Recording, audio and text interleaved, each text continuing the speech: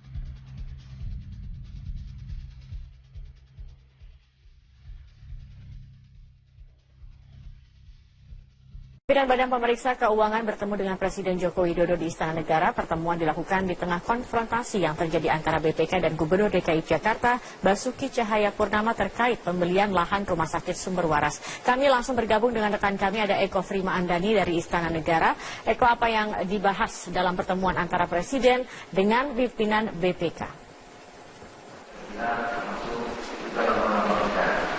Saya kira pertemuan yang berlangsung antara sejumlah pimpinan Badan Pemeriksa Keuangan dengan Presiden Joko Widodo yang teragenda hari ini adalah untuk melaporkan dan juga menyerahkan hasil laporan keuangan daerah semester kedua. Memang berbeda pada semester pertama yang melaporkan keuangan pemerintah pusat. Pada semester kedua ini adalah untuk menyampaikan laporan keuangan daerah semester 2. Dari hasil pelaporan BPK tadi pada Presiden Joko Widodo dari 539 daerah, ada laporan menyampaikan wajar tanpa pengecualian sebanyak 47% dari 539 daerah. Selain itu ada dengan laporan 6% dari 539 daerah dilaporkan. Sementara Zakia sebanyak 7% yang dilaporkan tidak wajar. Hal ini telah yang disampaikan oleh Ketua BPK RI kepada Presiden Joko Widodo hari ini. Namun ada hal yang menarik Zakia dalam pertemuan hari ini adalah pembahasan mengenai konflik antara Gubernur DKI Jakarta Basuki Cahayapurnama dengan BPK RI. Memang dalam pertemuan kali ini ada dibahas sejumlah hal tersebut, namun tidak disampaikan secara pasti. Tadi kami juga sempat menanyakan langsung kepada Ketua BPK Hari Ashar bagaimana sikap dari BPK RI sendiri terkait adanya konflik pandangan terkait perbedaan NJOP Rumah Sakit Sumber Waras. NJOP yang diperbedakan inilah yang sampai ke ranah Komisi Pemberantasan Korupsi. Dinilai dari dasar BPK sudah berjalan sesuai aturan dan sesuai regulasi yang dilakukan oleh BPK. Dan jika memang Gubernur DKI Jakarta Basuki Cahayapurnama menemukan ada perbedaan tersebut boleh dilaporkan atau dilakukan penggugatan. Memang Basuki Cahayapurnama sendiri telah menyampaikan layangan atau surat kepada Badan Majelis Kehormatan dari BPK, dan terkait hal itu nantinya Ketua sendiri akan melakukan pemanggilan dan juga meng-cross-check apa yang menjadi keberatan dari Gubernur DKI Jakarta. Dan hal yang menarik tadi Zakia dalam pertemuan tadi adalah bagaimana nama Ketua BPK Hari Ashar juga masuk dalam Panama Papers. Tadi disampaikan oleh Sekretaris Kabinet Pramono Anung jika dirinya sendiri baru mengetahui terkait jika nama Ketua BPK masuk dalam Panama Papers. Meskipun Hari Ashar sendiri menyatakan memang namanya masuk dalam Panama Papers, namun ia sendiri telah mengkonfirmasi langsung kepada Presiden ia membenarkan jika namanya masuk dalam Panama Papers. Namun ia juga menanyakan kepada media apakah nama dalam Panama Papers itu sudah pasti bersalah.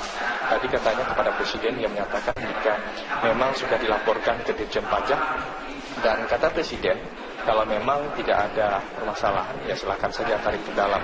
Dan hal inilah yang nantinya dilakukan di cross check oleh Presiden apakah dana tersebut tidak ada terlibat indikasi pencucian uang atau indikasi adanya penggelapan pajak. Dan hal-hal inilah yang tadi menjadi menarik dari awak media. Memang Ari Azhar selaku Ketua BPK yang seharusnya pada pemeriksaan keuangan juga dipertanyakan kenapa harus menyimpan uang di luar negeri sementara di dalam negeri sendiri memiliki banyak simpanan-simpanan yang lain. Untuk sementara demikian, Zakia kembali ke Anda studio. Baik, terima kasih Eko Frimandani atas informasinya. Perusahaan Badan Pemeriksa Keuangan menegaskan audit investigasi pembelian lahan sumber waras tidak ada kekeliruan. Namun Gubernur DKI Jakarta Basuki Cahayapurnama menyebut audit BPK menipu. Ahok bahkan menuding pimpinan KPK maksudnya terlibat skandal. Pimpinan BPK terlibat skandal Panama Papers. Pemeriksaan investigatif tersebut clear BPK menemukan adanya penyimpangan yang menyebabkan kerugian keuangan negara dan telah disampaikan kepada KPK. Yang terakhir perlu kami sampaikan dalam keterangan pers ini, apabila ada pihak-pihak yang tidak puas dengan hasil pemeriksaan BPK tersebut, apakah hasil pemeriksaan atas laporan keuangan ataukah hasil pemeriksaan investigatif, agar menempuh jalur sesuai ketentuan perundang-undangan. Itulah jawaban resmi Badan Pemeriksa Keuangan menanggapi pernyataan Gubernur DKI Jakarta Basuki Cahayapurnama yang menyebut audit BPK terkait pembelian lahan Rumah Sakit Sumber Waras keliru. Ketua BPK Hari Azhar Aziz menegaskan kasus sumber waras sudah di tangan KPK sehingga dirinya tidak mau berpolemik. Sudah di tangan KPK. Itu jawaban saya. Tapi statementnya Pak Ahok kan bilang itu sudah di tangan KPK, tanya aja ke KPK. Namun Gubernur DKI Jakarta Basuki Cahayapurnama tetap pada pendiriannya bahwa audit BPK terkait sumber waras keliru. Ahok menegaskan tidak akan menggugat BPK karena sulit dijangkau. Ahok bahkan menuding pimpinan BPK masuk dalam daftar Panama Papers. Karenanya Ahok meminta pimpinan BPK membuktikan asal harta yang dimilikinya. Percuma gugatnya gimana? Ya Tuhan Allah kok di Indonesia kok. Iya dong. Sekarang gimana jelasin? Katanya ada masuk Panama list. Makanya saya tanya, BPK berani nggak duduk di BPK buktiin harta dari mana? Jadi jangan ngomong asal ngomong di Republik ini gitu loh. Saya bilang sama PT yang kemarin yang audit saya satu, saya nggak mau orang dari BPKP ya. Salam tuh sama salah satu ketua BPK Prof. Edi. Aku udah gituin dia, salam sama beliau. Bilangin, Ahok doain dia umur panjang untuk lihat Ahok jadi presiden. Supaya saya berantas munafik-munafik yang nggak bisa buktikan. Aku gituin. Bos PT ASG dan mahasiswa magang Pemprov DKI Jakarta Suni Tanuwijaya. Keduanya diperiksa terkait dengan kasus dugaan suap raperda reklamasi dengan tersangka Ketua Komisi D DPRD DKI Jakarta Muhammad Sanusi. Suni Tanuwijaya tiba di gedung KPK sekitar pukul 9 pagi. Ia merupakan mahasiswa doktoral yang sedang magang di Pemprov DKI sebagai staf ahli gubernur. Suni diperiksa sebagai saksi untuk tersangka Ketua Komisi D DPRD DKI M. Sanusi dan Direktur PT APL dalam kasus dugaan suap pemulusan pembahasan raperda reklamasi di DPRD DKI.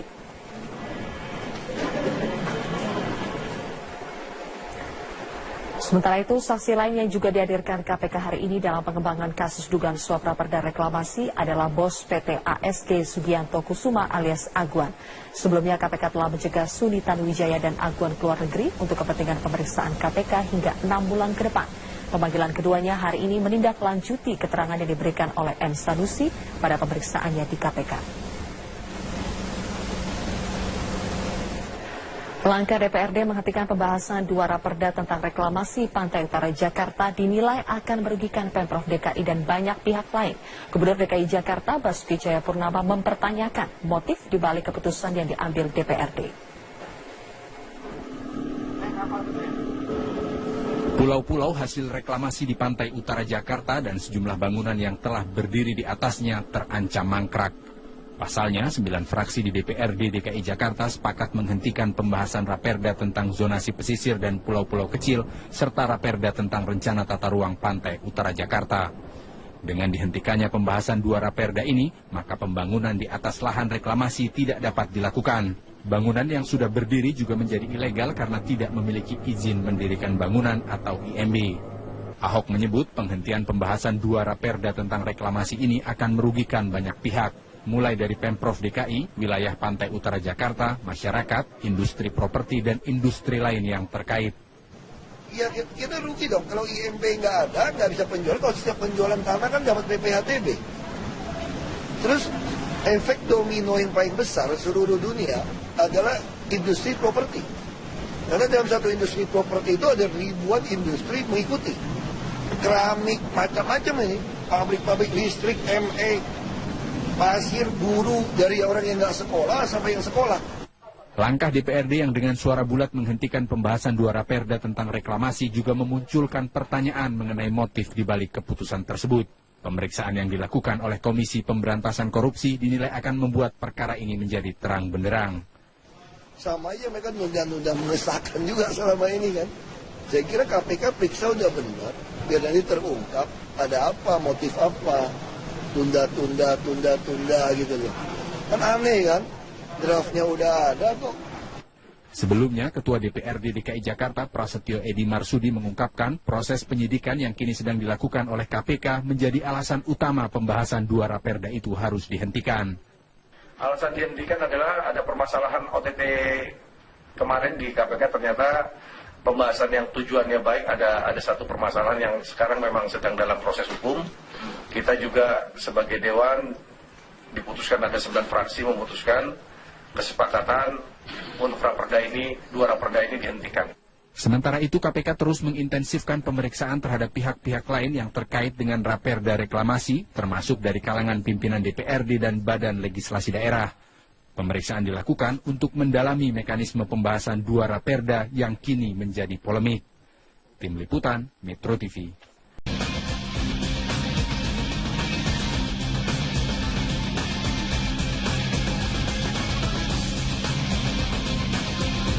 Hukum positif Indonesia memang masih ada hukuman mati.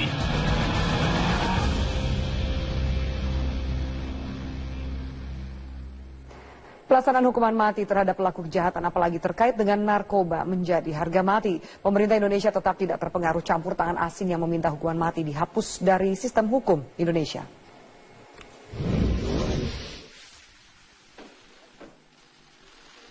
Sikap pemerintah Indonesia terhadap pelaku kejahatan, apalagi terkait narkoba, sangat jelas. Bahkan, tak terpengaruh intervensi asing. Sikap itu ditegaskan Presiden Joko Widodo saat melawat ke Jerman. Presiden Jokowi menolak permintaan Kanselir Jerman Angela Merkel untuk menghapuskan hukuman mati di Indonesia. Padahal, kedatangan Jokowi ke Jerman salah satunya untuk meningkatkan kerjasama di bidang ekonomi. Hukum positif Indonesia memang masih ada hukuman mati. Dan Indonesia saat ini menghadapi situasi yang darurat, terutama dalam penyalahgunaan obat-obatan terlarang, narkoba. Perlu diketahui bahwa 30 sampai 50 orang mati setiap hari di Indonesia. Implementasi dari hukuman mati itu dilaksanakan sangat hati-hati dan hak hukum terpidana juga dipenuhi. Tak hanya terhadap Jerman, Indonesia pernah menolak permintaan sejumlah negara, termasuk Australia, untuk tidak mengeksekusi warganya yang menjadi terpidana mati kasus narkoba.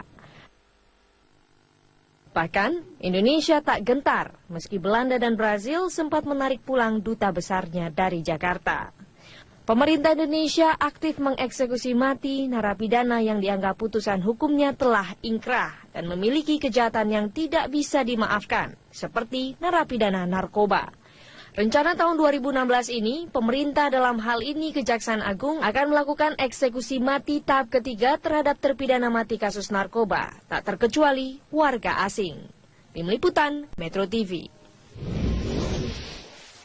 Pusat Presiden Joko Widodo secara tegas menyatakan hukuman mati di Indonesia tidak bisa diganggu-gugat meski diminta oleh sejumlah negara yang tidak menganut hukuman mati, termasuk oleh Kanselir Jerman kemarin. Namun Presiden ternyata tidak terpengaruh. Lalu seperti apa antisipasi dan persiapan jelang eksekusi mati jilid ketiga ini, terutama akan adanya intervensi dan juga tekanan dari negara lain demi membela warga negaranya yang menjadi terpidana dan akan dieksekusi. Kita langsung akan membahasnya dengan sejumlah narasumber. Di studio sudah ada anggota Komisi 3 dari DPR RI, Bapak Arsul Sani. Pak Arsul, selamat malam. Selamat malam. Assalamualaikum, Mbak Afi. Waalaikumsalam. Dan juga kita ada narasumber yang akan bergabung via Skype, yaitu pakar hukum internasional Pak Hikmahanto Juwana. Prof. Hikmahanto, selamat malam.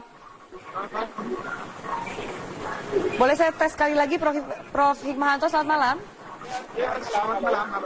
Oke, baik. Mungkin sambungan Skype-nya masih kurang baik. Saya akan ke Pak Arsul Sani terlebih dahulu. Bagaimana Anda melihat bahwa ini kan roadshow-nya Presiden Jokowi ke Eropa, sinyal atau pendapat reaksi soal hukuman mati yang rencananya akan dilakukan 2016 ini sudah mulai disampaikan. Ada Angela Merkel, juga ada PM Inggris, David Cameron. Bagaimana Anda melihat ini? Ya, saya sih melihat dalam konteks hubungan antar negara, dalam konteks diplomasi, apa yang disampaikan oleh para kepala pemerintahan ya di negara-negara yang dikunjungi oleh Presiden Jokowi itu sebagai sesuatu hal yang masih dalam tahap wajar, ya tidak perlu kita kemudian buru-buru misalnya menilai itu sebagai sebuah bentuk intervensi tidak, ya. Tetapi ya saya kira seperti yang juga sudah berkali-kali disampaikan oleh Pak Jokowi, sebagai sebuah negara berdaulat kita memang memiliki sistem hukum tersendiri dan hukuman mati sampai saat ini masih merupakan hukum positif. Bahkan saat ini DPR bersama dengan pemerintah itu sedang membahas RKUHP, rancangan kitab Undang-Undang Hukum Pidana yang akan menggantikan KUHP peninggalan Belanda. Hukuman mati pun masih tercantum di sana. Ya. Memang tidak semua fraksi itu sepakat bulat ya. Ada kalau dalam catatan saya 2 fraksi yang masih memberikan catatan terhadap soal hukuman mati. Apa catatan yang diberikan oleh 2 fraksi? Catatan itu kalau yang ada di saya misalnya teman-teman dari Partai Demokrat memberikan catatan untuk sebaiknya hukuman mati ini dihapuskan. Kalau teman-teman dari fraksi PDI Perjuangan itu memberikan catatan bahwa ini harus dilaksanakan dengan sangat-sangat selektif sekali, artinya dijatuhkan dengan sangat selektif sekali. Oke, baik. Sangat hati-hatilah seperti itu ya. Dan memenuhi hak terpidana yang akan dieksekusi, kurang lebih seperti itu. Betul, tapi sebetulnya posisi yang diambil, yang ditawarkan oleh pemerintah, karena RKUHP ini kan memang inisiatif dari pemerintah, itu juga sudah bergeser dari posisi hukuman mati yang ada di dalam RKUHP sekarang. Kalau di dalam KUHP sekarang, kalau di dalam RKUHP, hukuman mati yang RKUHP ini hukuman mati yang ada, ini ditempatkan sebagai pidana khusus yang bersifat alternatif. Jadi artinya hakim ketika menjatuhkan hukuman mati itu, vonis hukuman mati, itu juga harus memberikan alternatif. Apakah kemudian kalau kondisi atau syarat-syarat tertentu itu bisa berubah hukumannya menjadi seumur hidup atau penjara 20 tahun. Itu kan dari kacamata pidana, Anda Komisi 3. Saya akan tanya ke Prof. Hikmahanto. Prof, kalau Anda lihat ini juga tentu akan ada reaksi dari negara lain. Kita ingat kalau belajar dari jilid 1 hukuman mati, jilid 1 dan 2, bahkan sampai negara Brazil dan Belanda menarik duta besarnya dari kita. Apa yang harus kita antisipasi jelang hukuman mati dikatakan oleh Jaksa Agung akan dilaksanakan di 2016 ini, Prof. Hikmahanto? Pertama ya, kalau saya sampaikan Presiden di Jerman itu sudah tepat. Ya. Jadi beliau mengatakan bahwa ini masalah kedaulatan Indonesia yang tidak bisa diganggu-gugat. Dan Indonesia melakukan hukuman mati itu dengan hati-hati. Nah, lalu yang kedua, ini yang harus diwaspadai oleh Presiden. Karena Presiden datang ke sana untuk menarik investasi, memperbaiki mungkin perekonomian Indonesia dengan bantuan dari Jerman.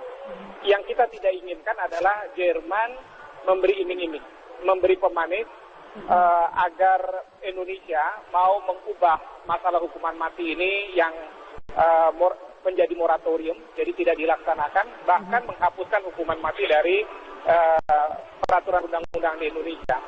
Nah, kalau misalnya sweetener ini dikasih, ini yang repot, karena kalau misalnya kemarin dengan Belanda, dengan Australia, kita berhadapan langsung. Tetapi kalau misalnya pemanis ini diberikan karena mungkin kita dianggap butuh secara ekonomi, maka mereka akan melakukan pemberian tawaran ini dan itu, sehingga kita mau melakukan tindakan itu. Seperti itu. Bagaimana ke depannya Anda lihat tersebut, namun tidak disampaikan secara pasti. Tadi kami juga sempat menanyakan langsung kepada Ketua BPK Hari Ashar bagaimana sikap dari BPK RI sendiri terkait adanya konflik pandangan terkait perbedaan NJOP Rumah Sakit Sumber Waras. NJOP yang diperbedakan inilah yang sampai ke ranah Komisi Pemberantasan Korupsi. Dinilai oleh Hari Ashar BPK sudah berjalan sesuai aturan dan sesuai regulasi yang dilakukan oleh BPK. Dan jika memang Gubernur DKI Jakarta Basuki Cahayapurnama menemukan ada perbedaan tersebut boleh dilaporkan atau dilakukan penggugatan. Memang Basuki Cahayapurnama sendiri telah menyampaikan layangan atau surat kepada Badan Majelis Kehormatan dari BPK, dan terkait hal itu nantinya Kementerian sendiri akan melakukan pemanggilan dan juga meng-cross-check apa yang menjadi keberatan dari Gubernur DKI Jakarta. Dan hal yang menarik tadi Zakia dalam pertemuan tadi adalah bagaimana nama Ketua BPK Hari Ashar juga masuk dalam Panama Papers.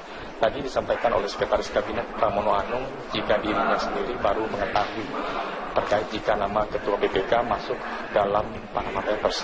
Meskipun Hari Ashar sendiri menyatakan memang namanya masuk dalam Panama Papers, namun ia sendiri telah mengkonfirmasi langsung kepada Presiden ia membenarkan jika namanya masuk dalam Panama Papers. Namun ia juga menanyakan kepada media apakah nama dalam Panama Papers itu sudah pasti bersalah. Tadi katanya kepada Presiden ia menyatakan jika memang sudah dilaporkan ke Ditjen Pajak, dan kata Presiden kalau memang tidak ada permasalahan ya silakan saja tarik ke dalam. Dan hal inilah yang nantinya akan dilakukan di cross-check oleh Presiden apakah dana tersebut tidak ada terlibat indikasi pencucian uang atau indikasi adanya penggelapan pajak. Dan hal-hal inilah yang tadi menjadi menarik dari awak media. Memang Hari Ashar selaku Ketua BPK yang seharusnya pada pemeriksaan keuangan juga dipertanyakan kenapa harus menyimpan uang di luar negeri sementara di dalam negeri sendiri memiliki banyak simpanan yang lain. Untuk sementara demikian, Zakia kembalikan studio. Baik, terima kasih Eko Frimandani atas informasinya.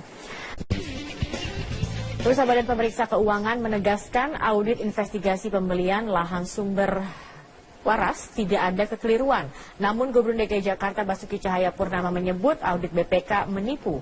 Ahok bahkan menuding pimpinan KPK terlibat skandal. Pimpinan BPK terlibat skandal Panama Papers.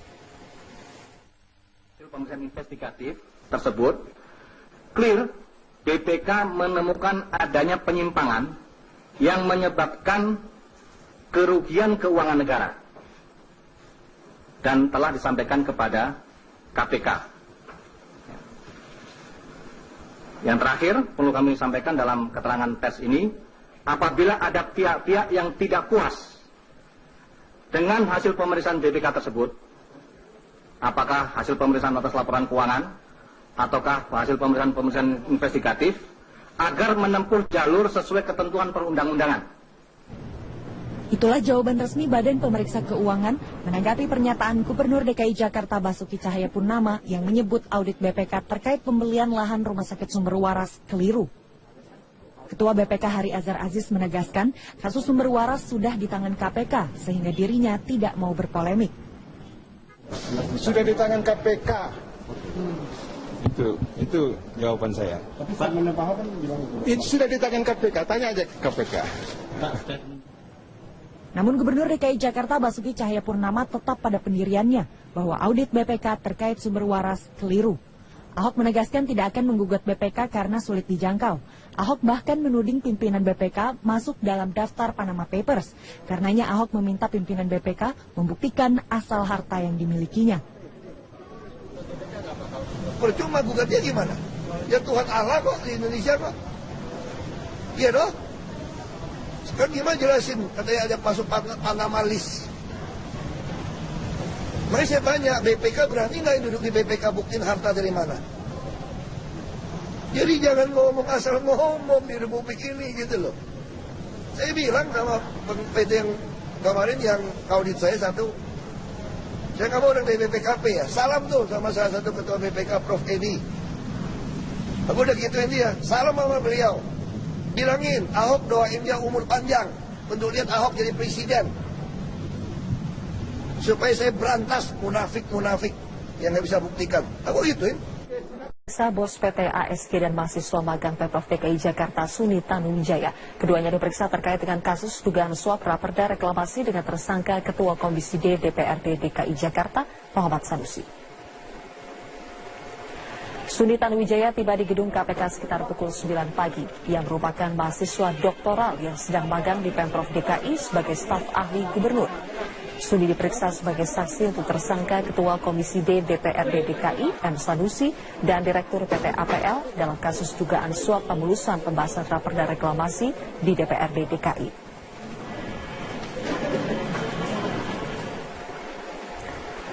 Sementara itu, saksi lain yang juga dihadirkan KPK hari ini dalam pengembangan kasus dugaan suap raperda reklamasi adalah bos PT ASG Sugianto Kusuma alias Agwan.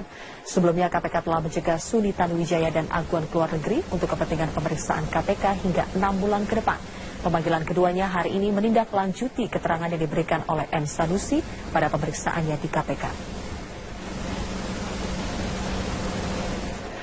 Langkah DPRD menghentikan pembahasan dua raperda tentang reklamasi Pantai Utara Jakarta dinilai akan merugikan Pemprov DKI dan banyak pihak lain. Gubernur DKI Jakarta Basuki Cahayapurnama mempertanyakan motif dibalik keputusan yang diambil DPRD. Pulau-pulau hasil reklamasi di Pantai Utara Jakarta. Dalam mengembangkan kasus suap reklamasi Teluk Jakarta, hingga saat ini KPK telah menetapkan 3 tersangka dan memeriksa sejumlah saksi. Selain itu, KPK juga mencekal sejumlah nama untuk bepergian ke luar negeri. Berikut nama-nama mereka.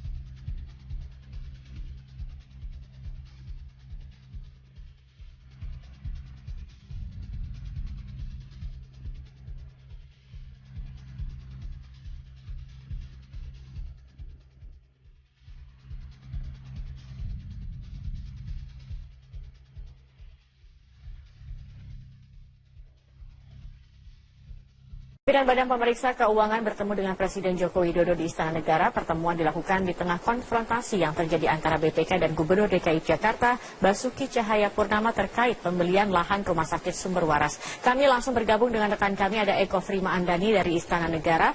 Eko, apa yang dibahas dalam pertemuan antara Presiden dengan pimpinan BPK?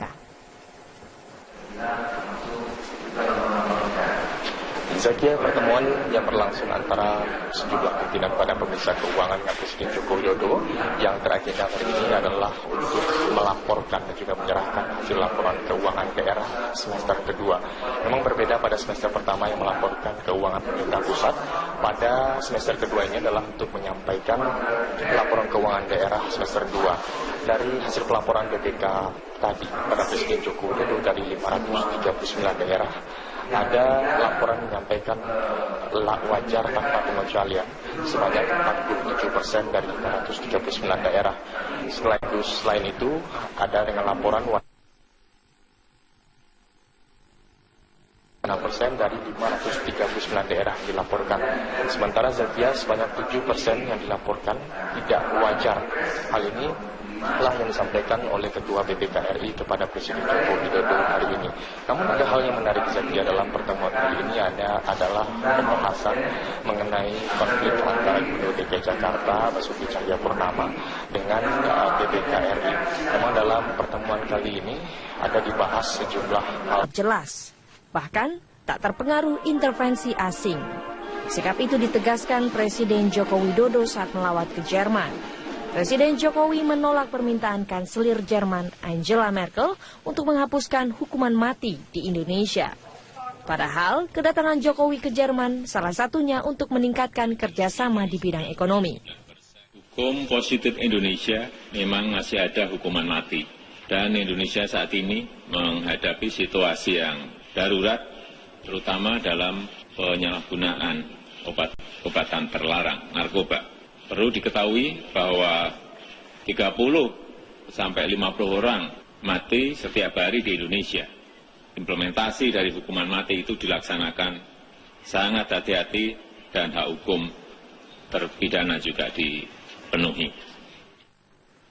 Tak hanya terhadap Jerman, Indonesia pernah menolak permintaan sejumlah negara, termasuk Australia, untuk tidak mengeksekusi warganya yang menjadi terpidana mati kasus narkoba.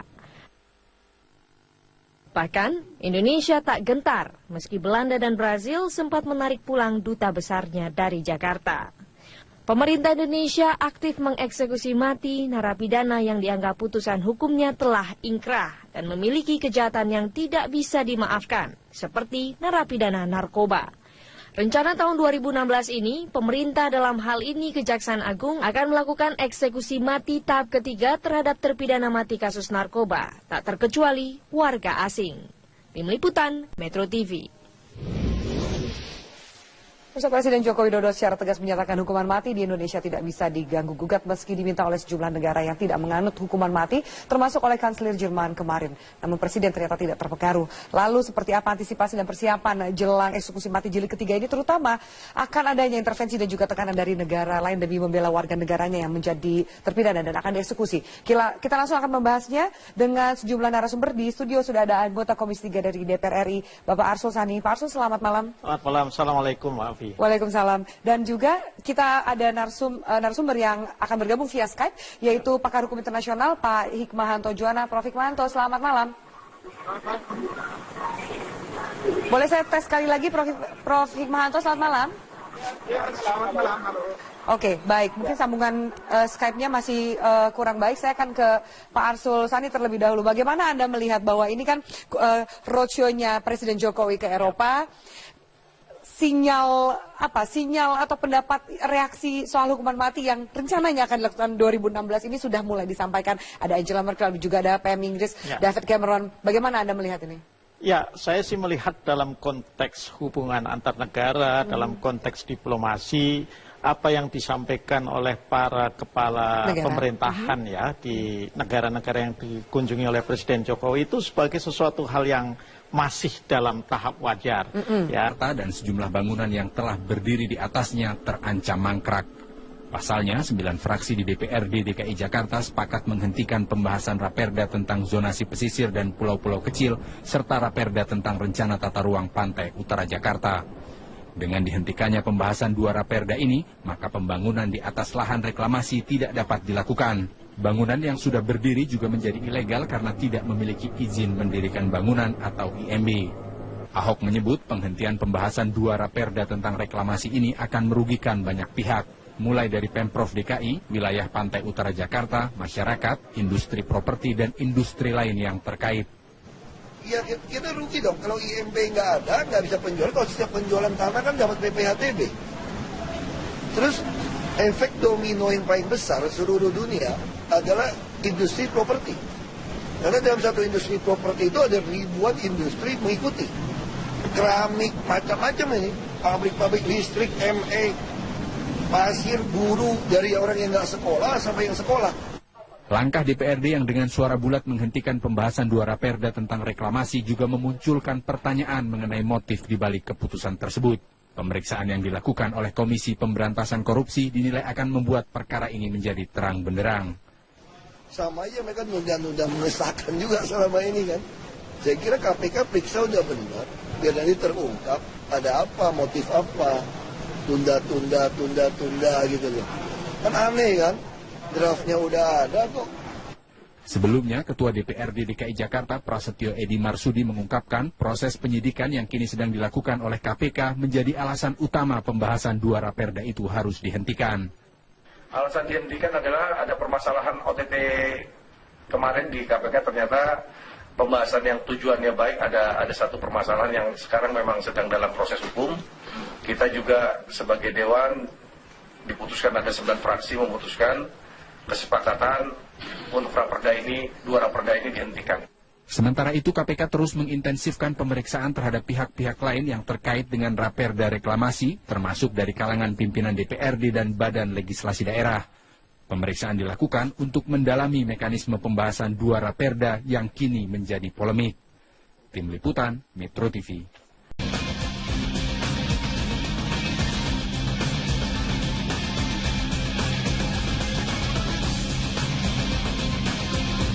Hukum positif Indonesia memang masih ada hukuman mati.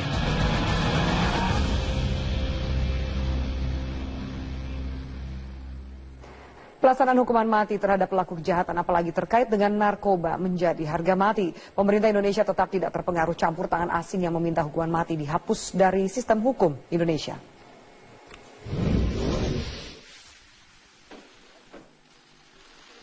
Sikap pemerintah Indonesia terhadap pelaku kejahatan, apalagi terkait narkoba, sangat